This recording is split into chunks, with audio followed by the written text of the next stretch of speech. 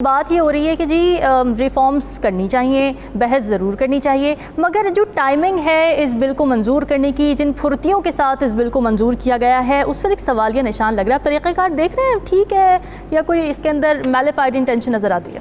पहले मैं आपके इंट्रो को कमेंट कर दूं। आपने कहा है तरमीम उस वक्त होती है जब कोई एक्ट या कोई लॉ मौजूद हो। सुप्रीम कोर्ट के बारे में कोई लॉ मौजूद नहीं था किसी तौर पर। ठीक है। सुप्रीम कोर्ट के रूल्स हैं जो कि खुद सुप्रीम कोर्ट ने बनाए हुए हैं 1980 के। उसके अंदर थोड़े बहुत उन्होंने अमेंडमेंट की हुई है।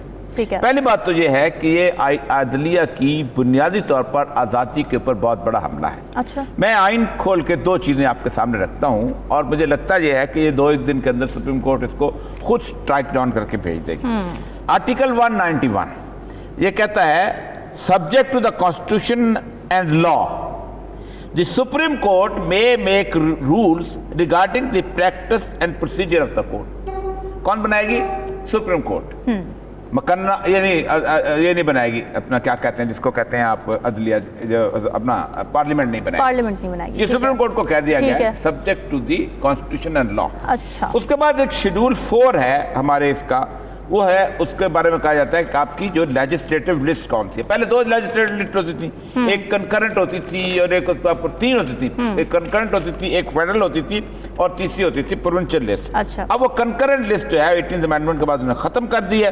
अब इसके अंदर शेड्यूल 4 के अंदर उन्होंने एक ही लेजिस्लेटिव लिस्ट दे दी है। ठीक है। इसका 55 कहता है jurisdiction and power of all courts, जिन्हें आप कानून बना सकते हैं तमाम कोर्ट्स के बारे में एक्सेप्ट द सुप्रीम कोर्ट। ठीक है। With respect of any other matters in the list and. अच्छा। यानी आप इस 54 में सुप्रीम कोर्ट को इससे बाहर निकाल दिया गया। अब हमला कहते हैं जी बहुत अरसे से ये चीज चल रही थी कि लॉयर्स कह रहे थे कि ये काम होना चाहिए। लॉयर्स कहते थे, बिल्कुल कहते थे कि जी एक आदमी की मोनोपोली नहीं होनी चाहिए। कल जजेस ने कह दिया ना इख्तिलाफी नोट में, उन्होंने भी कह दिया। नहीं, और कुछ जज कहते थे, कुछ नहीं कहते थे। बार और बेंच के अंदर 2 बहुत बड़े तजादात हैं। बार ये कहती थी कि आप एक चीफ जस्टिस जो बनता है उसको अपने इख्तियारात के तहत ये बनाने की जरूरत नहीं है, 1, 2, 3 लोगों का आप वो बना लें। ठीक। अब इस कहते हैं प्रूडेंस जो है वो, अब इसमें उन्होंने 3 किया है और क्या मतलब है कि उसके 3 जो है वो बायस नहीं होंगे। हाँ। या 3 आपस में नहीं मिल जाएंगे। फिर इसको कहेंगे जी 17 कर लो। फिर कहेंगे जी सारे के सारे हाईकोर्ट के जजेस सारे इकट्ठे कर लो। हाँ। जी उनका मुतालबा था कि सुप्रीम कोर्ट ऐसा करे। अच्छा।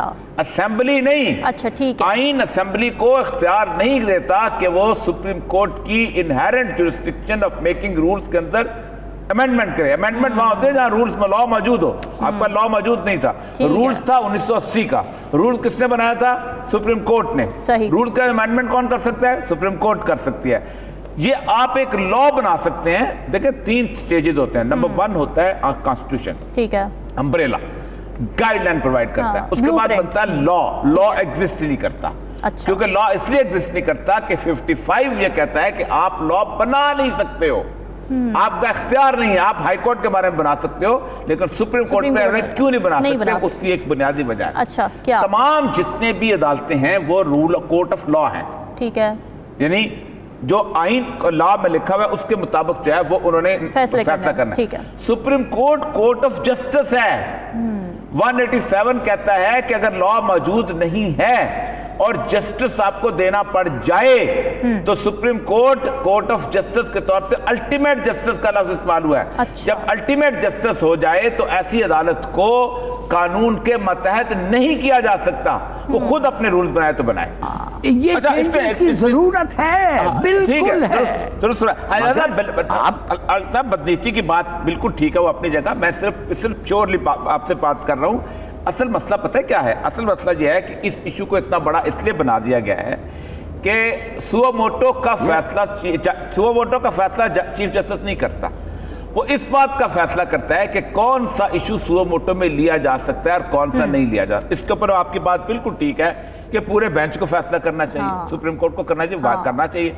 अब अक्सर ये होता है कि 2 शराब की बोतलों के भी सुओमोटो लिया है। वो क्या नाम थी मोहतरमा? वो अतीका उड्डो के, उसका भी सुओमोटो ले लिया गया। फिर उसके बाद आपने आटे के भी ले लिया। ये टेस्ट ऑफ द इंडिविजुअल पे करता है। मैं आपको एक बात बताऊं, 1804 एक चीफ जस्टिस था, जस्टिस मार्शल। उसका एक केस था मरबरी वर्सेस मैडिसन। अच्छा। उसका बड़ा मशहूर केस है। उसने स्ट्राइक डाउन कर दी कांग्रेस की एक रूलिंग और उसने कहा कि हमारी जो कांग्रेस के मेंबर्स हैं इस काबिल नहीं हैं कि उनको बेलगाम छोड़ा जाए, इसलिए हम जो जुडिशियल ओवरसाइट करते हैं और उस बंदे का फैसला पूरी दुनिया में जुडिशियल ओवरसाइट के तौर पे पहचाना जाता रहा है। आप देखें थे हम जब तक उसमें थे 3 तरीके से जज आया करते थे।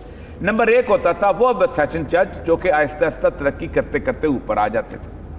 फिर सिविल सर्विस से वो लोग होते थे जो डिप्टी कमिश्नर होते थे, उनको ऑप्शन दी जाती थी। अब देखिए उनमें से कौन कौन जज आया है। जस्टिस कियानी उसमें से आए हैं, उसमें से जस्टिस हलीम आए हैं, उसमें से हमूद रहमान आए हैं, जस्टिस कॉर्नेलियस आए हैं। ठीक, फिर उन्होंने कहा एक कोटा था कोटा वकीलों का। इन्होंने क्या किया, क्यों हम आज सुप्रीम कोर्ट पे खराब मसला, इन्होंने तमाम अपने अपने चैम्बर के वकीलों को अंदर भर्ती करना शुरू किया।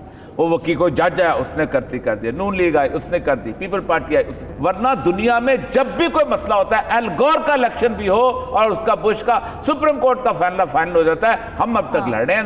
असल मसला ये है। अच्छा उरिया साहब, अदलिया की आज़ादी की क्योंकि हम बात कर रहे हैं तो इस पर जो हुकूमती कुछ वकला हैं उनकी साइड से ये बयान आ रहा है कि जी अगर तो जो 3 रुकनी कमेटी बनाने का कहा गया है इस बिल के अंदर, 3 जजेस जो बैठेंगे, एक चीफ जस्टिस होंगे, 2 सीनियर जजेस, वो कह रहे हैं कि जी ये तो अदलिया के अंदर से ही बेंच बनेगा ना। या तो अगर कमेटी के अंदर कोई वजीर दाखिला होते, वजीर कानून होते, वो बैठ के डिसाइड कर रहे होते कि सोमोटो किसने लेना, तब तो हम कह सकते थे कि जी अदलिया की आज़ादी सल्ब हो रही है। तो वो कह रहे हैं कि जी ये तो अदलिया को डेमोक्रेटाइज करने के इक़दाम हैं। देखिए पहली बात तो ये है ना कि इसको बनाने का इख्तियार किसको है।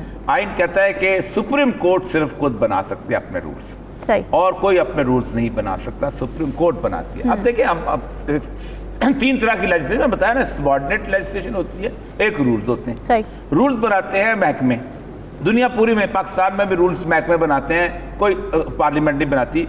आइन जाता है, आइन आ जाता है, आइन के तहत होती है एक लॉ।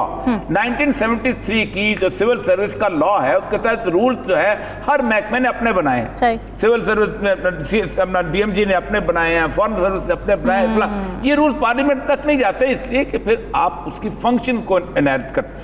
अदलिया के बाकी तमाम रूल्स जो थे वो उन्होंने कहा आप इंटरफेयर कर सकते हैं, उसके बावजूद भी सुप्रीम कोर्ट खुद बनाएगी।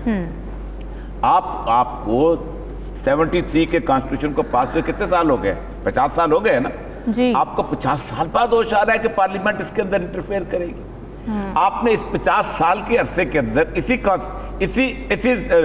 उसने कितने आमरों को 3-3 साल की जुरिस्डिक्शन दी, इसी पार्लियामेंट ने फिर उसको एंडोर्स किया। ज़ियाउल हक ने आइन में तरमीम की, पार्लियामेंट ने 8th अमेंडमेंट करके कहा बिस्मिल्लाह इंडैमनिटी, आप हमारे जद्दे अमजद हैं। उसके बाद मुशर्रफ ने 3 साल को उसको इसलिए कोर्ट ने दिया। आपने 17th अमेंडमेंट करके, किसने किया था? मैं तो नहीं किया था असेंबली में, ये सियासतदान बैठे हुए थे ना। असल मसला ये है कि बड़े बड़े नाम आते हैं। मैं आपको बताऊं, एक बंदा था जिसका इसका नाम था मौलवी तमीजुद्दीन। जब वो मौलवी तमीजुद्दीन जो था उसने, उसकी असेंबली तोड़ी ना गुलाम मोहम्मद ने, हम बड़े इज्जतदार से नाम लेते हैं, बड़े कहते जमहूरियत के बड़े चाचे थे, तो सुलैरी को भेजा गुलाम मोहम्मद ने हुसैन शहीद सोहरवर्दी के पास। हुसैन शहीद सोहरवर्दी ज्यूरिच के अस्पताल में इलाज कर रहा था। उसने कहा ये असेंबली तो टूट जानी चाहिए थी, ये स्टेल होती हुई है, ये प्रोलॉन्ग्ड हो चुकी हुई है, इसको और उसके साथ तो महमूद अली कसूर के सारे, और हालत ये हुई थी, सिर्फ सिंध हाई कोर्ट ने फैसला दिया था आज़ादाना। अच्छा। और उसके बाद जस्टिस मुनीर ने जो रस्म डाली है, जो पुल बनाया है इस तरह का, वो पुल आज तक चल रहा है।